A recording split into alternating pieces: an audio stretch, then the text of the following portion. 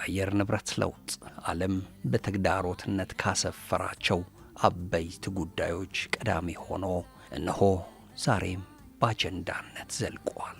አህጉራችን አፍሪካም በአየር ንብረት ለውጡ ሳቢያ ከታመሙ የዓለማችን ክፍሎች ቀዳሚዋ ናት። ታዲያ እንደ አህጉር አፍሪካም በልጆቿ ፈውስን ትሻለች።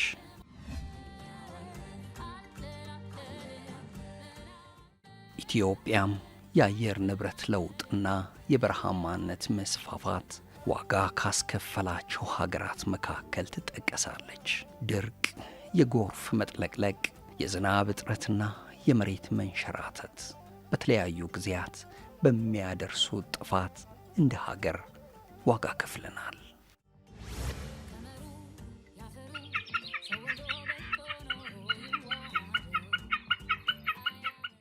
ታዲያ የተፈጥሮ አደጋን የመከላከል ድርሻ ከሀገሬው በዘለል የማንም ሊሆን አይችልምና ሀገር እንደ ሀገር የራሷን የቤት ሥራ ዘየደች።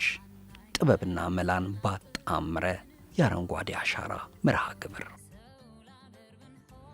ነገን ታሳቢ አድርጎ ኢንቨስት የሚያደርግ የትኛውም ሀገር ኢንቨስት የሚያደርግ የትኛውም ቤተሰብ፣ የትኛውም ትውልድ፣ የትኛውም ዜጋ የተሻለ ብሩህ ነገር ለልጆቹ ያስቀምጣል እና ኢትዮጵያውያን ዛሬ የዕለት ጉርስ ጉዳይ፣ የእርዛት ጉዳይ፣ የመጠለያ ጉዳይ፣ የሚጠጣ የሚበላው ነገር ጉዳይ አሳሳቢ ቢሆንም ኮሌክቲቭሊ እንዳንድ ሰው ሳይሆን ተደምረን በተሰባሰበ ኢትዮጵያዊነት ስሜት የሆነ ሀብት ለነገ ኢንቨስት የማድረጉ ልምምድ ከዚህ ቀደም እምብዛም ያልነበረ በመሆኑ አሁን ይህን ጉዳይ ካስቀጠል ነው ለልጆቻችን ምን ሊያመጣ እንደሚችል በቀላሉ መገመት ይቻላል።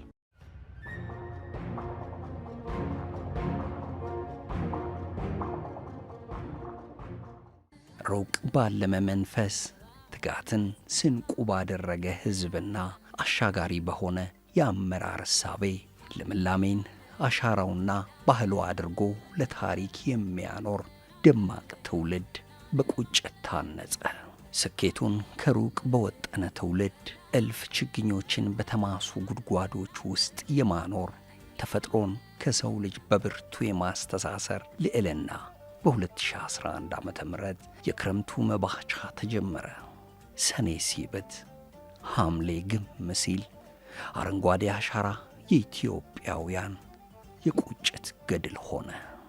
የኛ አባቶች አድዋ ላይ ገድል ሰርተዋል። እኔና እናንተ በግሪን ሌጋሲ ሌላ ገድል እየሰራን ነው። ልጆቻችን ሁለት የሉዓላዊነት መገለጫ ያስባሉ። አድዋ ላይ ተዋግተው ከውጭ የመጣን ጠላት ተከላከሉ።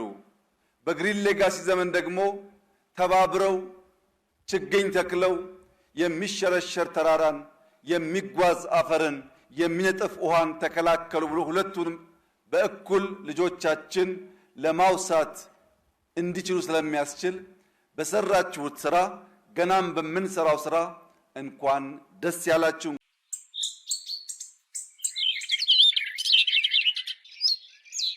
የአፈር መከላትን መከላከል፣ የድርቅ አደጋን መመከትና የነበረን የውሃ መጠን መመለስ ቁጭት ካስተሳሰረው የአረንጓዴ አሻራ መርሃ ግብር የስኬት መዳረሻዎች መካከል ይጠቀሳል።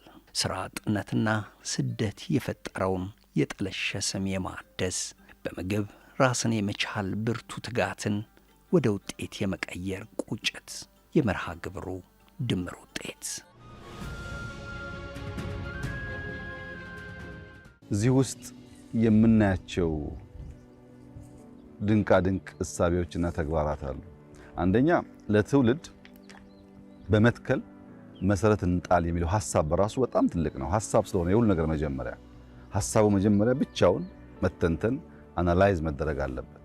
እንዴት ታሰበ፣ እንዴት ተጀመረ የሚለው ጉዳይ በራሱ አቀለን የምናየው ነገር አይደለም። ሁለተኛ ካሰቡ በኋላ ደግሞ ሪሶርስ ያስፈልጋል። አንድን ነገር ማሰብ ይቻላል፣ ማቀድ ይቻላል፣ ግን ለመተግበር ሀብት ያስፈልጋል። ሀብቱ ኢትዮጵያውያን ናቸው። ሀብቱ የተደመረ ክንድ ነው። ሀብቱ የኛ መሰባሰብ የሚያመጣው ነገር ነው ተብሎ መታሰቡ ከመንግስት ቋት የሚታሰብ ሳይሆን ኢትዮጵያውያን ተሰባስበው ሊከውኑት ይችላል የሚለው ሐሳቡም የሀብቱ ምንጭ በጣም አስደማሚ ነው።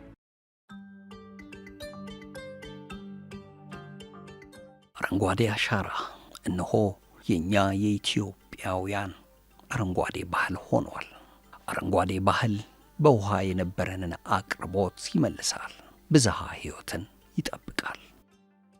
የአረንጓዴ አሻራ አፈራችንን ከስደት ግድባችንን ከደለል መከላከል ስንችል፣ የጎደሉ ሐይቆች ሲሞሉ፣ የጎደሉ ጅረቶች ሲሞሉ፣ ፓምፖች መጠቀም ስንጀምር የኢትዮጵያ ግብርና ምን መሆን እንደሚችል በግልጽ ማየት ተችሏል።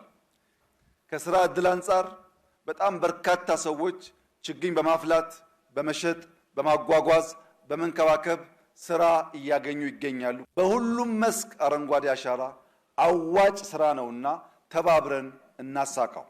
ሀገር ባስቀመጠችው የአረንጓዴ አሻራ መርሃ ግብር እልፍ ስኬቶችን አትርፋለች። ለዘመናት የተጎዱ መሬቶች አገግመዋል። የግብርና ምርት እንዲሻሻል አስችለዋል። የፍራፍሬና የመኖ ዛፎች በአርሶና አርብቶ አደሩ ጓሮ በእጅጉ ተስፋፍቷል። የደን ሽፋን መጨመር፣ የውሃ አቅርቦት መሻሻልና የሥራ ዕድሎች በተጨባጭ የተገኙ ትሩፋቶች ናቸው። ባለፉት 7 ዓመታት ባደረግነው እንቅስቃሴ 48 ቢሊዮን ችግኞችን መትከል ችለናል። ከዚህ ውስጥ 60% የጥምር እርሻ ደኖች ናቸው። ለምግብነት የሚውሉ ተሸጠው ገንዘብ ሊያመጡ የሚችሉ የቤተሰብ ገቢን የሚቀይሩ ለወጣቶች የሥራ ዕድል ሊፈጥሩ የሚችሉ ናቸው። 35% የደን ዛፎች ናቸው። 5% ደግሞ የውበት ዛፎች ናቸው። ባለፉት 7 ዓመታት ባደረግነው እንቅስቃሴ 11.2 ሚሊዮን ሄክታር መሬት በደን እንዲሸፈን በችግኞች እንዲሸፈን ተደርገዋል። ለወትሮ የተራቆቱና የተጎዱ መሬቶች አገግመዋል።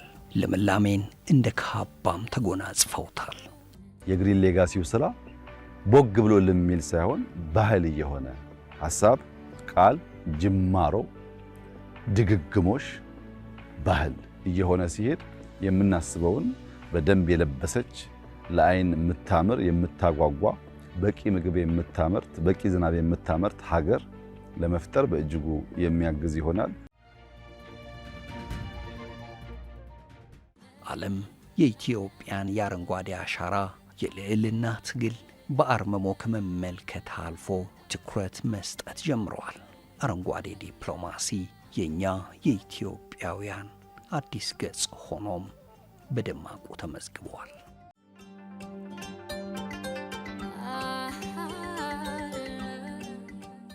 ለመላው የኢትዮጵያ ሕዝብ በሚቀጥሉት 2-3 ወራት ኑ እንደተለመደው ተስፋችንን እንትከል፣ ኑ ለኢትዮጵያ ወንድና ሴት ታዳጊዎች ተስፋን እንትከል፣ ኑ በትብብር የገረጣች የደህየች ኢትዮጵያን አረንጓዴ እናልብስ፣ ኑ በትብብር ለዓለም ተባብረን አድዋ ላይ የፈጠርነውን ገድል ተባብረን አዲስ ገድል በማሳየት አፍሪካን ዓለምን እናንቃ። እንተባበር፣ እንችላለን። እንስራ፣ እናሳካለን።